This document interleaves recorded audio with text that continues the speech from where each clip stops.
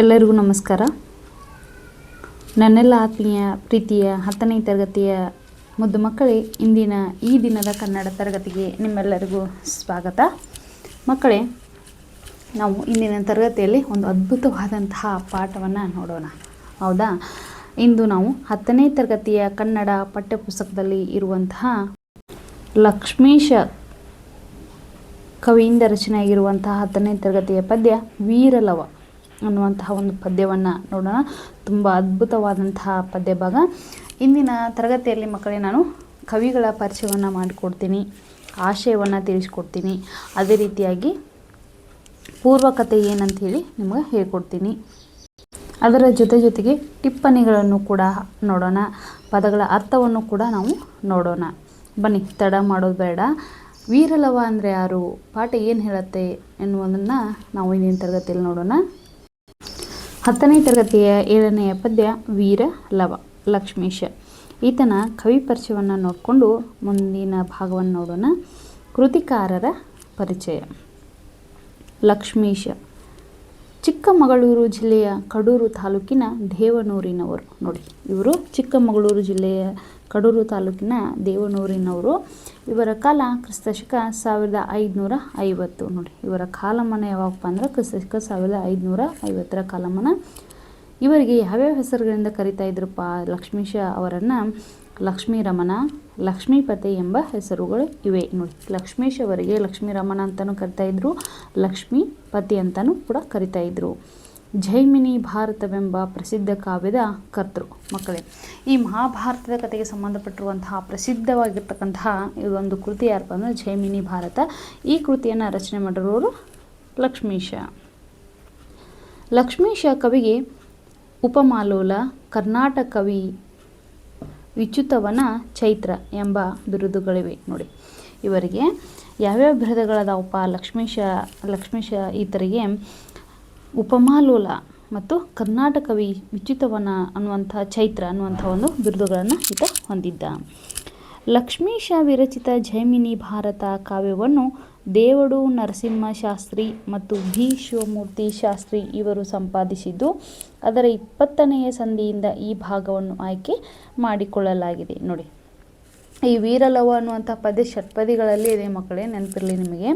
ಅದೇ ರೀತಿಯಾಗಿ ಲಕ್ಷ್ಮೀಶನಿಂದ ರಚನೆಯಾಗಿರ್ತಕ್ಕಂತಹ ಜೈಮಿನಿ ಭಾರತ ಈ ಕಾವ್ಯವನ್ನು ದೇವಡು ನರಸಿಂಹ ಶಾಸ್ತ್ರಿ ಹಾಗೂ ಬಿ ಶಿವಮೂರ್ತಿ ಶಾಸ್ತ್ರಿ ಅನ್ನೋರು ಇವರು ಸಂಪಾದನೆ ಮಾಡಿದ್ದಾರೆ. ಇವರು ಸಂಪಾದನೆ ಮಾಡಿರುವಂತಹ 20ನೆಯ ಸಂಧಿಯಿಂದ ಈ ವೀರಲವ ಅನ್ನುವಂಥ ಒಂದು ಭಾಗವನ್ನು ಇಲ್ಲಿ ಆಯ್ಕೆಯನ್ನು ಮಾಡಿಕೊಂಡಿದ್ದೀವಿ. ಅಂದರೆ ಆಯ್ಕೆಯನ್ನು ಮಾಡಿಕೊಳ್ಳಲಾಗಿದೆ ಪ್ರಸ್ತುತ ಪಾಠವನ್ನು. ಮಕ್ಕಳೇ, ಜೈಮಿನಿ ಭಾರತ ಮಹಾಭಾರತಕ್ಕೆ ಸಂಬಂಧಪಟ್ಟಂತಹ ಒಂದು ಕೃತಿ ಅಂತ ನಿಮ್ಗೆ ಪರಿಚಯವನ್ನು ಮಾಡಿಕೊಟ್ಟೆ. ಹಾಗಾದ್ರೆ ನಿಮಗೆ ನಿಮ್ಮ ಮನದಲ್ಲಿ ಒಂದು ಪ್ರಶ್ನೆಯನ್ನು ಮೂಡ್ಬೋದು. ಹೌದಾ, ಏನು ವೀರಲವ? ಹೌದಾ, ವೀರಲವ. ಲವ ಅಂದರೆ ಯಾರು? ರಾಮಾಯಣದಲ್ಲಿ ಬರ್ತಕ್ಕಂಥ ಶ್ರೀರಾಮಚಂದ್ರನ ಮಗ. ಹೌದಾ, ಲವ.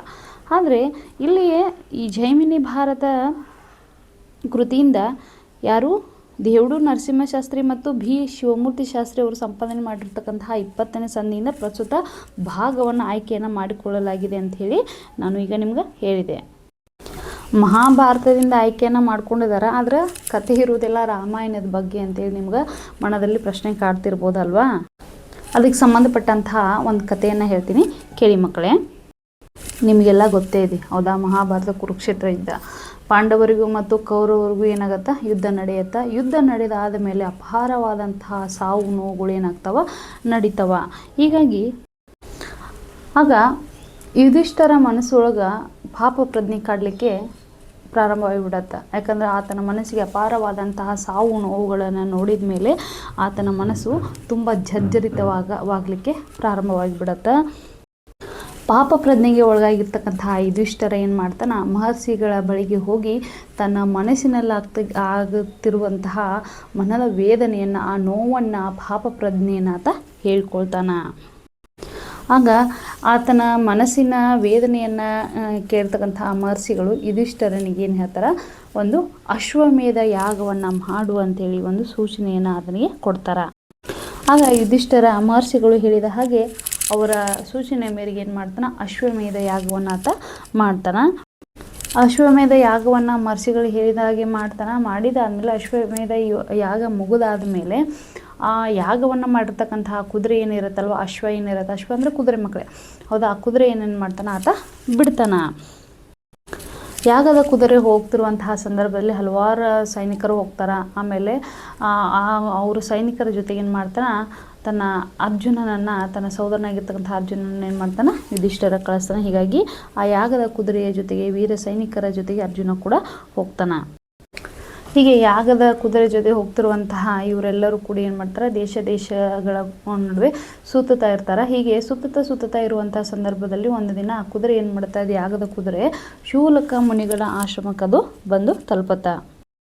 ಶೂಲಕ ಮುನಿಗಳ ಆಶ್ರಮಕ್ಕೆ ಬಂದಿರುವಂತಹ ಸಂಪೂರ್ಣ ಸೈನ್ಯ ಅವತ್ತೊಂದಿನ ಅಲ್ಲಿ ಉಳಿಬೇಕು ಅಂತೇಳಿ ಒಂದು ನಿರ್ಧಾರವನ್ನು ತೆಗೆದುಕೊಳ್ತಾರೆ. ಆಗ ಅಲ್ಲೆಲ್ಲ ಸೈನಿಕರು, ಅರ್ಜುನ, ಯಾಗದ ಕುದುರೆ ಎಲ್ಲರೂ ಉಳಿದಿರುವಂತಹ ಸಂದರ್ಭದಲ್ಲಿ, ಅಂದರೆ ಶೂಲಕ ಮುನಿಗಳ ಆಶ್ರಮದಲ್ಲಿ ಉಳಿದಿರುವಂತಹ ಸಂದರ್ಭದಲ್ಲಿ ಏನಾಗತ್ತಪ್ಪ ಅಂತಂದ್ರೆ, ಅಲ್ಲಿ ಶೂಲಕ ಮುನಿಗಳು ಅವ್ರಿಗೆ ಏನು ಹೇಳ್ತಾರೆ, ಒಂದು ಕಥೆಯನ್ನು ಹೇಳ್ತಾರೆ. ಹೀಗೆ ಹಲವಾರು ಕಥೆಗಳನ್ನು ಹೇಳ್ತಿರುವಂಥ ಸಂದರ್ಭದಲ್ಲಿ ಆ ಹಲವಾರು ಕಥೆಗಳಲ್ಲಿ ವೀರಲವನ ಕಥೆಯು ಕೂಡ ಒಂದು. ಹೀಗಾಗಿ ಏನಾಗತ್ತಾ, ಅರ್ಥ ಆಯ್ತಲ್ವ ಮಕ್ಕಳೇ, ವೀರಲವ ಪ್ರಸ್ತುತ ಪದ್ಯ ಭಾಗ ಜೈಮಿನಿ ಭಾರತದಿಂದ ನಮ್ಮ ರಾಮಾಯಣಕ್ಕೆ ಯಾವ ರೀತಿಯಾಗಿ ಬರುತ್ತೆ ಅಂದರೆ, ಅಲ್ಲಿ ಹಲವಾರು ಕಥೆಗಳನ್ನ ಶೂಲಕ ಮುನಿಗಳು ಅವರಿಗೆ ಹೇಳ್ತಾರೆ. ಆಗ ಹೇಳ್ತಿರುವಂಥ ಸಂದರ್ಭದಲ್ಲಿ ವೀರಲವನ ಕಥೆಯು ಕೂಡ ಒಂದು. ಮೊದಲನೇದಾಗಿ ತ್ರೇತಾಯುಗ ನಡೆಯುತ್ತಾ. ತ್ರೇತಾಯುಗದಲ್ಲಿ ಅಂದರೆ ರಾಮನ ಯುಗ, ಶ್ರೀರಾಮಚಂದ್ರ ಆಳ್ವಿಕೆ ಮಾಡಿರ್ತಕ್ಕಂತಹ ಒಂದು ಯುಗ. ಅದಾದಮೇಲೆ ಬರ್ತಕ್ಕಂಥದ್ದು ದ್ವಾಪರ ಯುಗ. ದ್ವಾಪರ ಯುಗ ಅಂದರೆ ಮಹಾಭಾರತ ನಡೆದಿರುವಂಥದ್ದು, ನಿಮಗೆಲ್ಲ ಗೊತ್ತಿರುವಂಥದ್ದೇ. ಹೀಗಾಗಿ ಶೂಲಕ ಮುನಿಗಳು ತಮ್ಮ ಆಶ್ರಮದಲ್ಲಿ ತಂಗಿರತಕ್ಕಂತಹ ಸಂಪೂರ್ಣ ಪರಿವಾರ ಏನಿರುತ್ತಲ್ವ, ಅರ್ಜುನನ ಸೈನಿಕರಾಗಿರ್ಬೋದು, ಅಶ್ವಮೇಧ ಯಾಗದ ಜೊತೆ ಬಂದಿರತಕ್ಕಂಥ ಸಂಪೂರ್ಣ ಸೈನಿಕ ಏನು ಮಾಡ್ತಾರೆ, ವೀರಲವನ ಕಥೆಯನ್ನು ಹೇಳ್ತಿದ್ದಾರೆ. ನಿಮಗೆಲ್ಲ ಅರ್ಥ ಆಯ್ತಲ್ವಾ? ಈಗ ಮಕ್ಕಳೇ ನಾನೇನು ಮಾಡ್ತೀನಿ, ಪೂರ್ವ ಕಥೆಯನ್ನು ನಿಮಗೆ ಹೇಳ್ತೀನಿ. ಆಶಯ ಏನಿದೆ ಅಂತೇಳಿ ನೋಡಿಕೊಂಡು ಆಮೇಲೆ ಪೂರ್ವ ಕಥೆಯನ್ನು ನೋಡೋಣ. ಆಶಯ, ನಮ್ಮ ಮಹಾಕಾವ್ಯಗಳಲ್ಲಿ, ಮಹಾಕಾವ್ಯ ಅಂದರೆ ಯಾವುದು, ರಾಮಾಯಣ ಮತ್ತು ಮಹಾಭಾರತ. ನಮ್ಮ ಮಹಾಕಾವ್ಯಗಳಲ್ಲಿ ತಂದೆ ಮಕ್ಕಳು ಬೇರೆ ಬೇರೆಯಾಗಿ ಬೆಳೆದು ಯಾವುದೋ ಸಂದರ್ಭದಲ್ಲಿ ಮುಖಾಮುಖಿಯಾಗುವ ಸನ್ನಿವೇಶಗಳು ಇವೆ. ಪರಸ್ಪರ ಸಂಬಂಧದ ಅರಿವಿರದ ಈ ಸಂಘರ್ಷಕ್ಕೆ ಮುಂದಾಗುವ ಪ್ರಸಂಗಗಳಿವೆ. ನೋಡಿ, ಹಲವಾರು ಸಂದರ್ಭಗಳಲ್ಲಿ ತಂದೆ ಮಕ್ಕಳು ಒಂದೇ ಕಡೆ ಬೆಳೀತಾರೆ. ಇನ್ನು ಕೆಲವೊಂದು ಸಂದರ್ಭಗಳಲ್ಲಿ ತಂದೆ ಮಕ್ಕಳು ಬೇರೆ ಬೇರೆಯಾಗಿ ಬೆಳೆದು ಯಾವುದೋ ಒಂದು ಸಂದರ್ಭದಲ್ಲಿ ಅವ್ರ ಸನ್ನಿವೇಶ ಇರ್ತಕ್ಕಂಥವರಿಂದ ಮುಖಾಮುಖಿ ಆಗುವಂಥ ಒಂದು ಸನ್ನಿವೇಶಗಳನ್ನು ನಾವು ನೋಡ್ಬೋದು. ಅಂಥದ್ರಲ್ಲಿ ಪರಸ್ಪರ ಸಂಬಂಧದ ಅರಿವಿರದಾಗ ಅಂತಹ ಸನ್ನಿವೇಶದಲ್ಲಿ ಸಂಘರ್ಷವನ್ನು ಮರೆತು ಪ್ರೀತಿ ಹುಟ್ಟುತ್ತೆ ಅನ್ನುವಂಥದ್ದು ಇಲ್ಲಿ ತಿಳಿಸ್ತಾರೆ. ಅನಂತರ ಯಾರಿಂದಲಾದರೂ ಸಂಬಂಧತೆ ಇದ್ದಾಗ ಸಂಘರ್ಷ ಮರೆಯಾಗಿ ಹೊಂದಾಣಿಕೆ ರೂಪದ ಸುಖಾಂತ್ಯವಾಗುವ ಸಂದರ್ಭಗಳೇ ಹೆಚ್ಚು. ಅಂದರೆ ಸುಖಾಂತ್ಯವನ್ನು ಕಾಣ್ತಿರುವಂತಹ ಕಥೆಗಳನ್ನು ನಾವು ನೋಡ್ಬೋದು. ಉದಾಹರಣೆಗೆ ಯಾವ್ಯಾವಪ್ಪ ಅಂದ್ರೆ, ಭೀಮ, ಘಟೋತ್ಕಚ, ಅರ್ಜುನ, ಬ್ರಹ್ಮ, ಬಭ್ರುವಾಹನ, ಲವಕುಶ, ಶ್ರೀರಾಮ ಇವರ ಭೇಟಿ ಇಂತಹ ಪ್ರಸಂಗಗಳಿಗೆ ದೃಷ್ಟಾಂತಗಳು ನೋಡಿ. ಯಾಕಂದ್ರೆ ಅವರು ಯಾರಿಗೆ ಅವ್ರ ತಂದೆ ಮಕ್ಕಳು ಅಥವಾ ಅವ್ರ ಏನು ಸಂಬಂಧ ಅನ್ನೋದು ಗೊತ್ತೇ ಇರುವುದಿಲ್ಲ.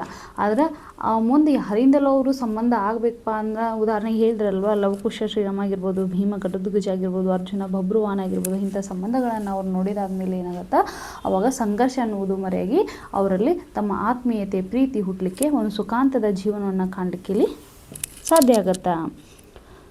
ಲವಕುಶರು ಹುಟ್ಟಿದ್ದು ಋಷ್ಯಾಶ್ರಮದಲ್ಲಾದರೂ ಸಹಜ ಕ್ಷಾತ್ರಗುಣ ವೀರತೆಯಿಂದ ಕುದುರೆಯನ್ನು ಕಟ್ಟಿಹಾಕುತ್ತಾರೆ. ನೋಡಿ, ಲವಕುಶರು ಹುಟ್ಟಿದ್ದು ಆಶ್ರಮದಲ್ಲಿ ಹುಟ್ಟಿದ್ರು ಕೂಡ ಅವರಲ್ಲಿ ಏನಾಗಿರ್ತದೆ, ಕ್ಷಾತ್ರಗುಣ, ಕ್ಷತ್ರಿಯ ಗುಣ ಅವರಲ್ಲಿ ಮೊದಲಿಂದಲೂ ಬಂದುಬಿಟ್ಟಿರತ್ತೆ. ವೀರತೆಯನ್ನು, ಹೀಗಾಗಿ ಅವರು ತಮ್ಮ ವೀರತೆ ಏನು ಮಾಡ್ತಾರೆ, ಕುದುರೆಯನ್ನು ಕಟ್ಟಿ ಹಾಕ್ತಾರೆ. ಕಷ್ಟ ಸವಾಲುಗಳು ಬಂದಾಗ ಚಿಕ್ಕವರು, ಅಸಮರ್ಥರು ಎಂದು ಕೂರದೆ ದಿಟ್ಟತನದಿಂದ ಎದುರಿಸಬೇಕೆಂಬ ಬಾಲ್ಯ ಸಹಜ ಸಾಹಸ ಪ್ರವೃತ್ತಿಯನ್ನು ಇಲ್ಲಿ ಕಾಣಬಹುದು. ನೋಡಿ, ಅವಾಗ ಕಷ್ಟ ಅಥವಾ ಸವಾಲುಗಳು ಏನಾದರೂ ನಮ್ಮ ಜೀವನದಲ್ಲಿ ಎದುರಾದಂಥ ಸಂದರ್ಭದಲ್ಲಿ ನಾವು ಸುಮ್ಮನೆ ಇವು ಏನಾಯ್ತಪ್ಪ ಮುಂದೆ ಏನು ಮಾಡೋದು ಅಂತ ಕೈ ಕಟ್ಟಿ ಕುಳಿತುಕೊಳ್ಳದೆ, ನಾವು ಅಸಮರ್ಥರು ಅಂತೇಳಿ ಅನಿಸ್ಕೊಳ್ಳದೆ, ಅವಾಗಿನ ದಿಟ್ಟತನದ ನಾವು ಹೋರಾಡಬೇಕು, ಈಸಬೇಕು, ಇದ್ದು ಜಯಿಸಬೇಕನ್ನುವಂತಹ ಒಂದು ಬಾಲ್ಯ ಸಹಜ ಸಾಹಸ ಪ್ರವೃತ್ತಿಯನ್ನು ಪ್ರಸ್ತುತ ಈ ಪಾಠದಲ್ಲಿ ಅಂದರೆ ಈ ಪದ್ಯ ಭಾಗದಲ್ಲಿ ನಾವು ಕಾಣ್ಬೋದು. ಪೂರ್ವ ಕಥೆಯನ್ನು ನೋಡೋಣ. ರಾಮಾಯಣ, ಮಹಾಭಾರತ, ಭಾಗವತಗಳಲ್ಲಿ ಅನೇಕ ಸಾಹಸಿಗಳಾದ ಬಾಲಕರ ಕಥೆಗಳು ಇವೆ. ಅಂತಹವುಗಳಲ್ಲಿ ಲವನ ಕಥೆಯು ಒಂದು. ನೋಡಿ, ರಾಮಾಯಣ ಮತ್ತು ಮಹಾಭಾರತ ಇವೆರಡೂ ಸುಪ್ರಸಿದ್ಧ ಆಗಿರ್ತಕ್ಕಂತಹ ನಮ್ಮ ಕಾವ್ಯಗಳು ಅಂತ ಹೇಳಿದ್ವಿ, ಹೌದಾ. ಇಂತಹ ಮಹಾಕಾವ್ಯಗಳಲ್ಲಿ ಅನೇಕ ಸಾಹಸಿಗರ ಅಂತಂದ್ರೆ ಬಾಲಕರ ಕಥೆಗಳು ಇಲ್ಲಿ ಅದಾವ. ಅಂಥವುಗಳಲ್ಲಿ ಲವನ ಕಥೆಯು ಕೂಡ ಒಂದು. ಅಯೋಧ್ಯೆಯ ರಾಜ ಯಾರು ಹೇಳಿ ನೋಡೋಣ ಮಕ್ಕಳೇ? ದಶರಥ ಮಹಾರಾಜ. ಆತನ ಮಗನ ಹೆಸರು ಶ್ರೀರಾಮಚಂದ್ರ. ರಾಮನ ಪಟ್ಟಾಭಿಷೇಕವಾಗುತ್ತಿರುವಂತಹ ಸಂದರ್ಭದಲ್ಲಿ ಲಕ್ಷ್ಮಣ, ಸೀತೆ ಹಾಗೂ ರಾಮ 3 ಜನ ಏನು ಮಾಡ್ತಾರೆ, ಕಾಡಿಗೆ ಹೋಗುವಂತಹ ಒಂದು ಸನ್ನಿವೇಶವನ್ನು, ಕಥೆಯನ್ನು ನಾವು ಹಿಂದಿನ ತರಗತಿಯಲ್ಲಿ, ಕಳೆದ ತರಗತಿಯಲ್ಲಿ ನೀವೆಲ್ಲರೂ ಕೇಳಿರ್ತೀರ. ಈ ಪೂರ್ವ ಕಥೆ ನಿಮ್ಗೆ ಇದ್ದೇ ಇರತ್ತೆ. ಕಾಡಿಗೆ ಹೋದಂಥ ಸಂದರ್ಭದಲ್ಲಿ ರಾವಣ ಬರ್ತಾನೆ. ರಾವಣ ಬಂದು ಸೀತೆಯನ್ನು ಅಪಹರಣ ಮಾಡಿಕೊಂಡು ಲಂಕೆಗೆ ಕರೆದುಕೊಂಡು ಹೋಗ್ತಾನೆ. ಅಂತಹ ಸಂದರ್ಭ ಅಂದ್ರೆ ಲಂಕೆಗೆ ಸೀತೆಯನ್ನು ಕರೆದುಕೊಂಡು ಹೋದಂಥ ಸಂದರ್ಭದಲ್ಲಿ ರಾಮ ಏನು ಮಾಡ್ತಾನೆ, ವಾಲಿ, ಸುಗ್ರೀವ ಇವರೆಲ್ಲರ ಸಹಾಯವನ್ನು ಪಡೆದುಕೊಂಡು ರಾವಣನ ಸಂಹರಿಸಿ ಸೀತೆಯನ್ನು ಮತ್ತೇನು ಮಾಡ್ತಾನೆ, ಅಯೋಧ್ಯೆಗೆ ಮರಳಿ ಕರೆದುಕೊಂಡು ಬರ್ತಾನೆ. ಆಮೇಲೆ ಅವ್ರು ಬಂದಾದಮೇಲೆ ಅಯೋಧ್ಯೆಯಲ್ಲಿ ಸೀತೆ ಆಗಿರ್ಬೋದು, ಆಮೇಲೆ ರಾಮ ಇಬ್ಬರು ಕೂಡ ತಮ್ಮ ದಾಂಪತ್ಯದ ಜೀವನ ಕಳೀಲಿಕ್ಕೆ ಪ್ರಾರಂಭವನ್ನು ಮಾಡ್ತಾರೆ. ಆಗ ಅಂಥ ಸಂದರ್ಭದಲ್ಲಿ ಸೀತೆ ಗರ್ಭಿಣಿ ಆಗಿರುವಂತಹ ಸಂದರ್ಭದಲ್ಲಿ ಅವಾಗ ರಾಮನ ಹತ್ರ ಬಂದು ಅವಳು ತನ್ನ ಮನದ ಇಂಗಿತವನ್ನು ಹೇಳ್ತಾಳೆ. ಅವಳ ಮನದ ಇಂಗಿತ ಏನಾಗಿರತ್ತಪ್ಪ ಅಂದ್ರೆ, ರಾಮನ ಹತ್ತಿರ ಹೇಳುವಾಗ, ನಾನು ಸ್ವಲ್ಪ ಸಮಯದವರೆಗೆ ನಾನೇನು ಮಾಡಬೇಕು, ಕಾಡಿನಲ್ಲಿ ವನದಲ್ಲಿ ನನ್ನ ಜೀವನವನ್ನು ಕಳಿಬೇಕು ಅಂಥೇಳಿ ಅವಳು ಹೇಳ್ತಾಳೆ. ನೋಡಿ, ಕಾಕತಾಳಿ ಅಂತಂದರೆ ಇದೆ ನೋಡಿ. ಅದೇ ದಿನ ರಾತ್ರಿ ಏನಾಗ್ಬಿಡತ್ತಾ, ರಾಮ ವಾಯುವಿಹಾರಕ್ಕಂತೆ ಹೊರಗಡೆ ಹೋಗ್ತಾನೆ. ತನ್ನ ಹೊರಗಡೆ ಅಡ್ಡಾಡುತ್ತಿರುವಂತಹ ಸಂದರ್ಭದಲ್ಲಿ ಅಲ್ಲಿರ್ತಕ್ಕಂಥ ಒಬ್ಬ ಮಾತನಾಡುವುದು ಆತನ ಕಿವಿಗೆ ಬಿದ್ದು ಬಿಡತ್ತ. ಇಷ್ಟು ದಿನ ಸೀತೆ ರಾವಣ ಹತ್ರ ಇದ್ದು ಬಂದಿದ್ದಾಳ, ಈಗ ಗರ್ಭಿಣಿಯಾಗಿದ್ದಾಳ, ಅವಳು ಪವಿತ್ರಳೋ ಇಲ್ಲವೋ ಅನ್ನುವಂಥ ಒಂದು ಮಾತು ರಾಮನ ಕಿವಿಗೆ ಬಿದ್ದು ಬಿಡತ್ತ. ಮೊದಲೇ ಶ್ರೀರಾಮಚಂದ್ರ ಯಾವ ರೀತಿ ಹೇಳಿ ನೋಡೋಣ ಮಕ್ಕಳೇ, ಪ್ರಜೆಗಳ ಪರಿಪಾಲಕ ಅಂತಲೇ ಹೇಳ್ಬೋದು, ಹೌದಾ.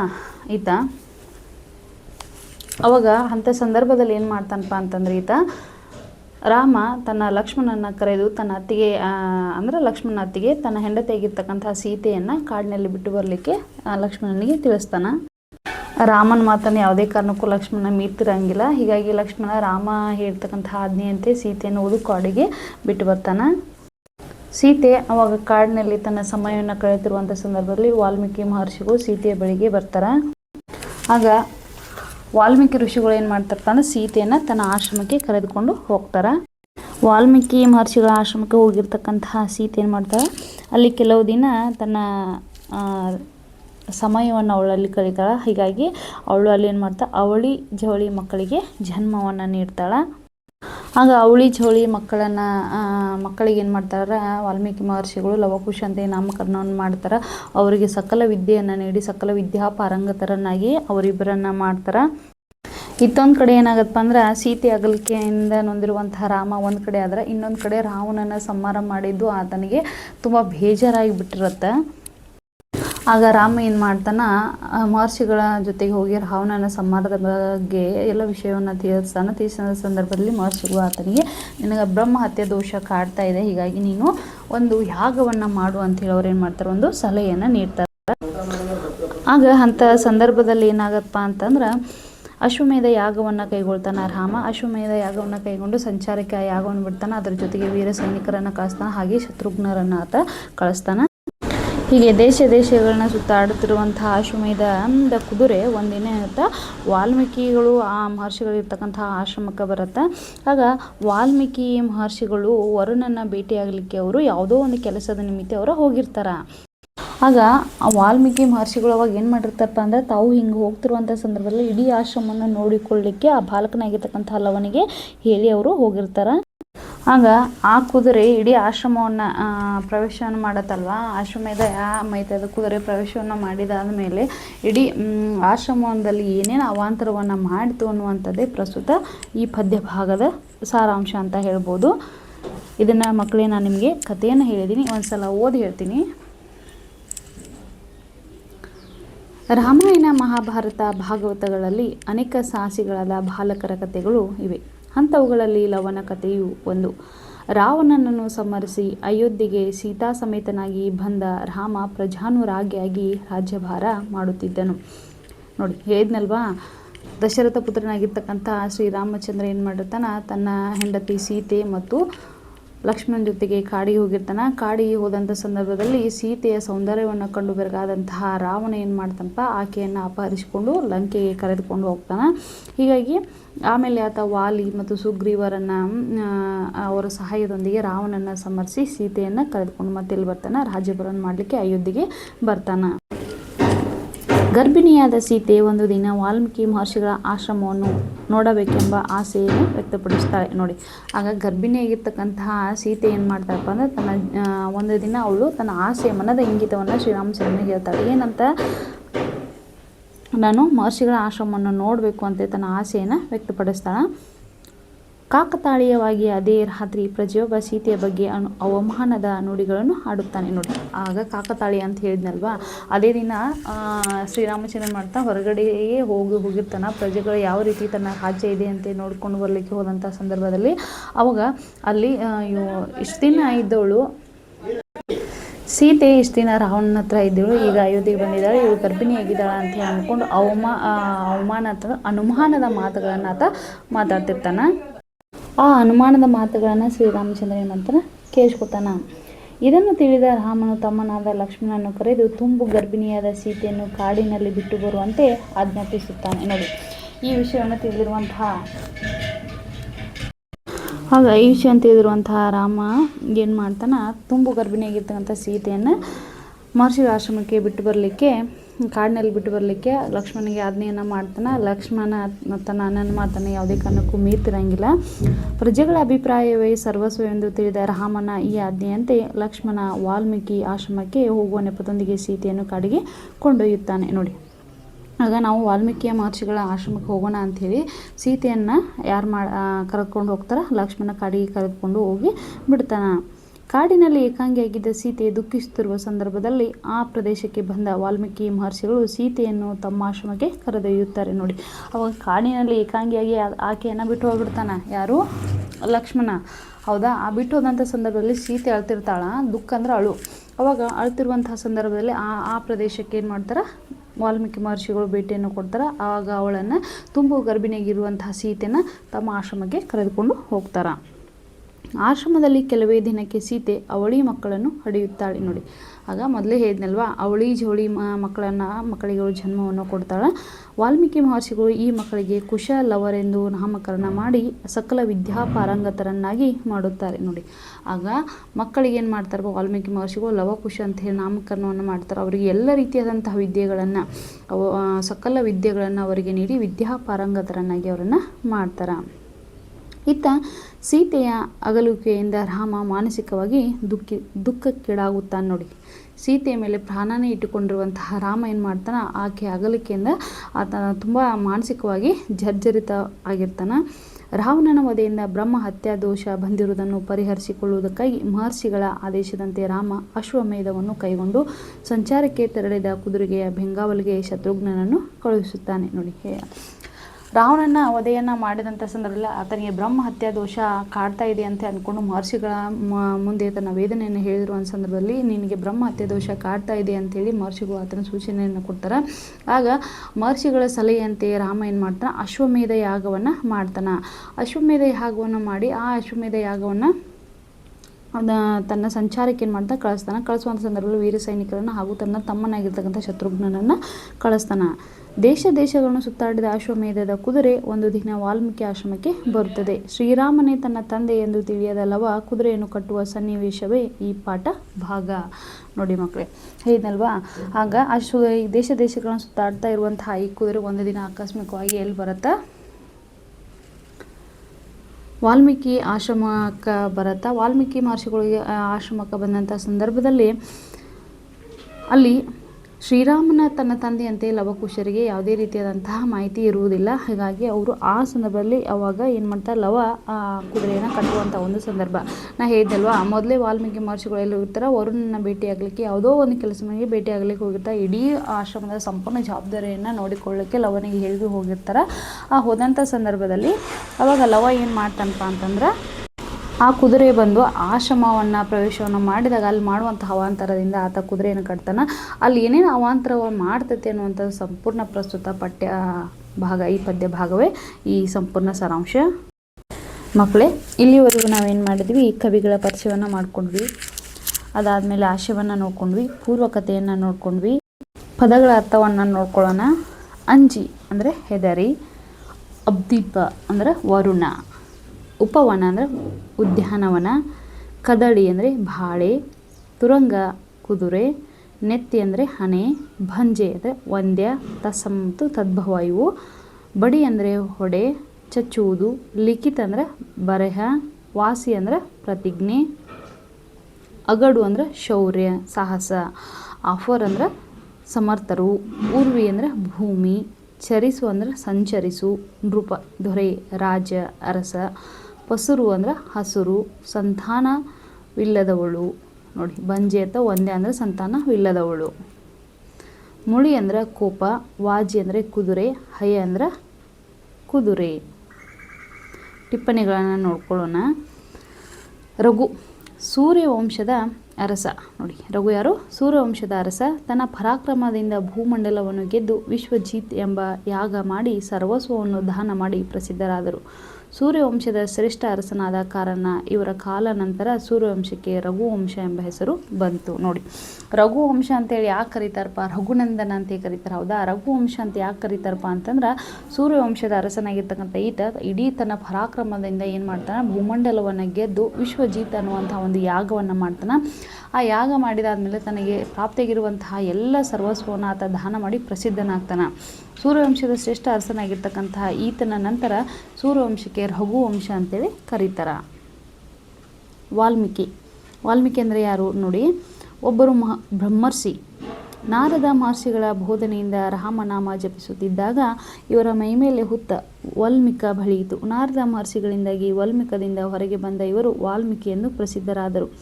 ಆದಿಕಾವ್ಯ ರಾಮಾಯಣವನ್ನು ರಚಿಸಿ ಕೀರ್ತಿವಂತರಾದರು. ನೋಡಿ, ವಾಲ್ಮೀಕಿ ಇವರೊಬ್ಬರು ಬ್ರಹ್ಮರ್ಷಿ ಅಂದರೆ ಮಹರ್ಷಿಗಳು.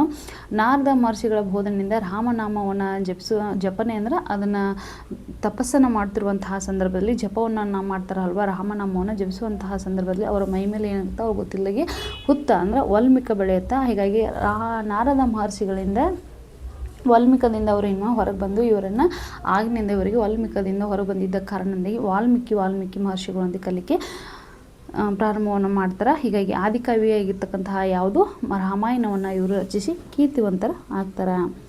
ವರುಣ ಅಷ್ಟ ದಿಕ್ಪಾಲಕರಲ್ಲಿ ಒಬ್ಬರಾದ ಇವರು ಪಶ್ಚಿಮ ದಿಕ್ಕಿಗೆ ಒಡೆಯ ಜಲಾಧಿಪತಿ ಎಂದು ಪ್ರಸಿದ್ಧರಾದವರು. ನೋಡಿ, ಅಷ್ಟ ದಿಕ್ಪಾಲಕರಲ್ಲಿ ಇವರು ಕೂಡ ಒಬ್ಬರು ಪಶ್ಚಿಮ ದಿಕ್ಕಿಗೆ ಒಡೆಯರಾಗಿರ್ತಕ್ಕಂಥ ಇವರು ಜಲಾಧಿಪತಿ ಅಂತೇ ಪ್ರಸಿದ್ಧರಾಗ್ತಾರೆ. ಲವ ಶ್ರೀರಾಮನಿಂದ ಸೀತೆಯಲ್ಲಿ ಜನಿಸಿದ ಅವಳಿ ಮಕ್ಕಳಲ್ಲಿ ಚಿಕ್ಕವ. ಶ್ರೀರಾಮನಿಂದ ಪರಿತ್ಯಕ್ತಳಾದ ತುಂಬು ಗರ್ಭಿಣಿ ಸೀತೆ ವಾಲ್ಮೀಕಿ ಆಶ್ರಮದಲ್ಲಿ ಆಶ್ರಯ ಪಡೆದ ಸಂದರ್ಭದಲ್ಲಿ ಜನಿಸಿದವ. ವಾಲ್ಮೀಕಿಯವರಿಂದ ರಚಿತವಾದ ರಾಮಾಯಣವನ್ನು ಅಣ್ಣ ಕುಶನ ಜೊತೆ ಸೇರಿ ಹಾಡುತ್ತಿದ್ದರು. ನೋಡಿ, ಶ್ರೀರಾಮನಿಂದ ಸೀತೆಯಲ್ಲಿ ಶ್ರೀರಾಮ ಮತ್ತು ಸೀತೆ ಜನಿಸಿದಂಥ ಮಕ್ಕಳ ಹೆಸರು ಯಾರು? ಲವ ಮತ್ತು ಕುಶ. ಹೀಗಾಗಿ ಕುಶ ದೊಡ್ಡವನಾದರೆ ಲವ ಚಿಕ್ಕವನಾಗಿರ್ತಾನೆ. ಶ್ರೀರಾಮನಿಂದ ಅಂದರೆ ಪರಿತ್ಯಕ್ತಳ ಅಂದರೆ ಶ್ರೀರಾಮನ ಹತ್ರ ಇವಳು ಆಶ್ರಮದಲ್ಲಿ ಬಂದು ಉಳಿದ್ಬಿಡ್ತಾಳೆ. ತುಂಬು ಗರ್ಭಿಣಿಯಾಗಿರುವಂಥ ಸಂದರ್ಭದಲ್ಲಿ ರಾಮ ಈಕೆಯನ್ನು ಕಾಡಿಗೆ ಕಳಿಸ್ತಾನೆ. ಹೀಗಾಗಿ ತುಂಬು ಗರ್ಭಿಣಿಯಾಗಿರ್ತಕ್ಕಂಥ ಸೀತೆ ವಾಲ್ಮೀಕಿ ಆಶ್ರಮದಲ್ಲಿ ಆಶ್ರಮ ಪಡೆದಿರುವಂಥ ಸಂದರ್ಭದಲ್ಲಿ ಜನಿಸಿರೋವನು ಲವ ಮತ್ತು ಕುಶರು. ಹೀಗಾಗಿ ವಾಲ್ಮೀಕಿ ಅವರಿಂದ ರಚಿತವಾಗಿರ್ತಕ್ಕಂತಹ ರಾಮಾಯಣವನ್ನು ತನ್ನ ಅಣ್ಣ ಕುಶನ ಜೊತೆ ಸೇರಿ ಹಾಡನ್ನು ಹಾಡ್ತಾ ಇದ್ರು. ಅಬ್ದಿ ಅಂದರೆ ಸಮುದ್ರ, ಪ ಅಂದರೆ ಒಡೆಯ, ಅಬ್ದೀಪ ಸಮುದ್ರದ ಒಡೆಯ ವರುಣ. ಝೆಗೆ ಬಿಲ್ಲಿಗೆ ಕಟ್ಟುವ ಹಗ್ಗವನ್ನು ಹೆದೆ ಎಂದು ಕರೆಯುತ್ತಾರೆ. ಈ ಹೆದೆಯನ್ನು ಬೇಕಾದಾಗ ಮಾತ್ರ ಬಿಗಿಯಲಾಗುತ್ತದೆ. ನೋಡಿ, ಬಿಲ್ಲಿಗೆ ಕಟ್ಟಿರುವಂಥ ಹಗ್ಗವನ್ನು ನಾವೇನು ಕರಿತೀವಿ? ಹೆಡೆಮುರಿ ಕಟ್ಟು ಅಂತ ಮಾತನಾಡುವುದನ್ನು ನೀವು ಕೇಳಿರ್ಬೋದು, ಹೌದಾ? ಹೀಗಾಗಿ ಈ ಹೆದೆಯನ್ನು ಕಟ್ಟುವಂತಹ ಸಂದರ್ಭದಲ್ಲಿ ಇದನ್ನು ಬಿಗಿತಾರೆ. ಉಳಿದ ಸಂದರ್ಭದಲ್ಲಿ ಬಿಲ್ಲಿನ ಒಂದು ತುದಿಯಲ್ಲಿ ಮಾತ್ರ ಕಟ್ಟಿರುತ್ತಾರೆ. ಯುದ್ಧಕ್ಕೆ ಸನ್ನದ್ಧನಾದಾಗ ಬಿಲ್ಲುಗಾರ ತನ್ನ ಬಿಲ್ಲಿನ ಹೆದೆಯನ್ನು ಅದರ ಇನ್ನೊಂದು ತುದಿಗೆ ಬಿಗಿಯಾಗಿ ಕಟ್ಟುತ್ತಾನೆ. ನೋಡಿ, ಬಿಲ್ಲನ್ನು ಏನು ಮಾಡ್ತಾರ, ಯುದ್ಧಕ್ಕೆ ಹೋಗುವಂಥ ಸಂದರ್ಭದಲ್ಲಿ ಬಿಲ್ಲುಗಾರನ ಮಾಡ್ತಾನೆ, ಅದರ ಇನ್ನೊಂದು ತುದಿಯನ್ನು ಕಟ್ತಾನೆ. ಬಿಲ್ಲಿನ ಒಂದು ತುದಿಯನ್ನು ಮಾತ್ರ ಕಟ್ಟಿರ್ತಾ ಉಳಿದ ಸಂದರ್ಭದಲ್ಲಿ ಅದರ ಯುದ್ಧಕ್ಕೆ ಹೋಗುವ ಸಂದರ್ಭದಲ್ಲಿ ಅದರ ಇನ್ನೊಂದು ತುದಿಯನ್ನು ಕಟ್ತಾರೆ, ಬಿಗಿಯಾಗಿ ಕಟ್ತಾರೆ.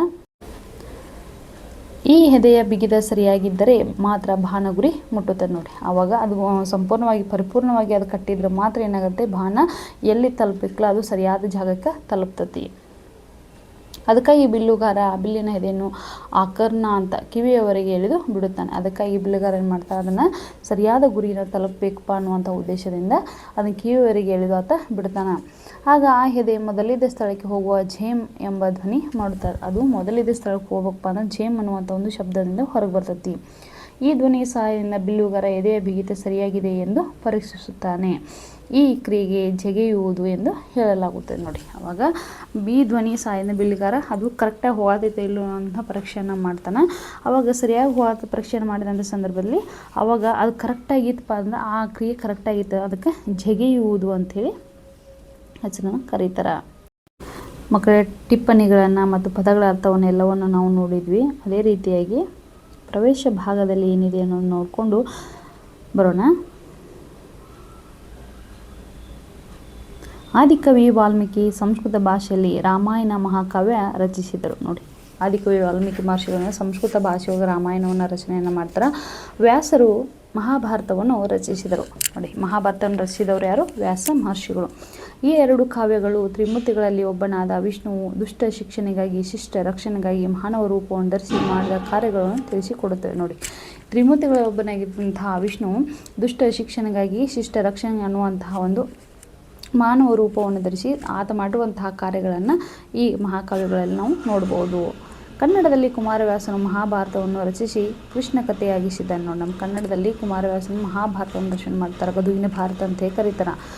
ಇವೆರಡು ಕಾವ್ಯಗಳಲ್ಲಿ ಬರುವ ಅನೇಕ ವಿಷ್ಣು ಭಕ್ತರ ಶೌರ್ಯ, ಧೈರ್ಯ, ಸಾಹಸ, ಗುಣ ಸ್ವಭಾವಗಳನ್ನು ಸಹೃದಯರಿಗೆ ತಿಳಿಸಿಕೊಡುವ ಆಶಯದಿಂದ ಲಕ್ಷ್ಮೀಶ ಕವಿಯು ಜೈಮಿನಿ ಭಾರತವನ್ನು ರಚಿಸಿದ್ದಾನೆ. ಇಲ್ಲಿ ಬರುವ ಕುಶಾಲವರ ಕಥೆ ಸರಳವೂ ಸುಂದರವೂ ಆಗಿದೆ. ನೋಡಿ, ಹೀಗಾಗಿ ಈ ಎರಡೂ ಕಾವ್ಯಗಳಲ್ಲಿ ಅನೇಕ ವಿಷ್ಣು ಭಕ್ತರ ಶೌರ್ಯ ಆಗಿರ್ಬೋದು, ಅವರ ಸಾಹಸ ಆಗಿರ್ಬೋದು, ಅವರ ಧೈರ್ಯ ಆಗಿರ್ಬೋದು, ಅವರ ಗುಣ ಸ್ವಭಾವಗಳು, ಅವರ ಪ್ರವೃತ್ತಿಗಳನ್ನೆಲ್ಲವನ್ನು ನಮಗೆ ತಿಳಿಸ್ಕೊಡ್ಬೇಕನ್ನುವಂತಹ ಉದ್ದೇಶದಿಂದ ಲಕ್ಷ್ಮೀಶ ಕವಿ ಏನು ಮಾಡಿದ್ದಾರೆ, ಜೈಮಿನಿ ಭಾರತವನ್ನು ರಚನೆಯನ್ನು ಮಾಡಿದ್ದಾರೆ. ಹೀಗಾಗಿ ಅಂತಹ ಆ ಜೈಮಿನಿ ಭಾರತದಲ್ಲಿ ಬರ್ತಕ್ಕಂಥ ಒಂದು ಕಥೆಯು ಕೂಡ ಸರಳ ಮತ್ತು ಸುಂದರ ಆಗೈತೆ. ಅದು ಲವಕುಶರ ಕಥೆಯಾಗೈತಿ ಅಥವಾ ಕುಶಲವರ ಕಥೆಯಾಗಿದೆ. ಶ್ರೀರಾಮನು ಕೈಗೊಂಡ ಅಶ್ವಮೇಧದ ಕುದುರೆಯನ್ನು ಬಾಲಸಹಜ ಕುತೂಹಲದಿಂದ ಲವನು ಕಟ್ಟುತ್ತಾನೆ. ನೋಡಿ, ಆ ಶ್ರೀರಾಮಚಂದ್ರ ಮಾಡಿರ್ತಕ್ಕಂಥ ಅಶ್ವಮೇಧದ ಕುದುರೆಯನ್ನು ಬಾಲಸಹಜ ಕುತೂಹಲದಿಂದ ಏನು ಮಾಡ್ತಾನೆ, ಇಲ್ಲಿ ಲವ ಕಟ್ತಾನೆ. ಆ ಸಂದರ್ಭದ ಕಾವ್ಯ ಸೊಬಗನ್ನು ಪರಿಚಯಿಸುವುದು ಇಲ್ಲಿನ ಆಶಯವಾಗಿದೆ. ನೋಡಿ, ಅಂಥ ಒಂದು ಆ ಸೊಬಗನ್ನು ಪರಿಚಯಿಸುವುದು ಪ್ರಸ್ತುತ ಪಾಠದ ಆಶಯ ಅಂತೇಳಿ ಹೇಳ್ತಾರೆ. ಮಕ್ಕಳೇ, ಇಂದಿನ ತರಗತಿಯಲ್ಲಿ ನಾವು ಕವಿಗಳ ಪರಿಚಯವನ್ನು ನೋಡ್ಕೊಂಡ್ವಿ, ಕಥೆಯನ್ನು ತಿಳ್ಕೊಂಡ್ವಿ, ಪದಗಳ ಅರ್ಥವನ್ನು ತಿಳ್ಕೊಂಡ್ವಿ, ಟಿಪ್ಪಣಿಯನ್ನು ತಿಳ್ಕೊಂಡ್ವಿ, ಆಶಯ ಭಾಗವನ್ನು ತಿಳ್ಕೊಂಡ್ವಿ. ಹೌದಾ? ಇಂದಿನ ತರಗತಿ ನಿಮ್ಮೆಲ್ಲರಿಗೂ ಅರ್ಥವಾಗಿದೆ ಅಂತೇಳಿ ನಾನು ಭಾವಿಸ್ತೀನಿ. ಅದೇ ರೀತಿಯಾಗಿ ಮುಂದಿನ ತರಗತಿಯಲ್ಲಿ ಪ್ರಸ್ತುತ ಪದ್ಯ ಭಾಗದ ಸಂಪೂರ್ಣ ವಿವರಣೆಯನ್ನು ನಾವು ನೋಡೋಣ. ಎಲ್ಲರಿಗೂ ನಮಸ್ಕಾರ.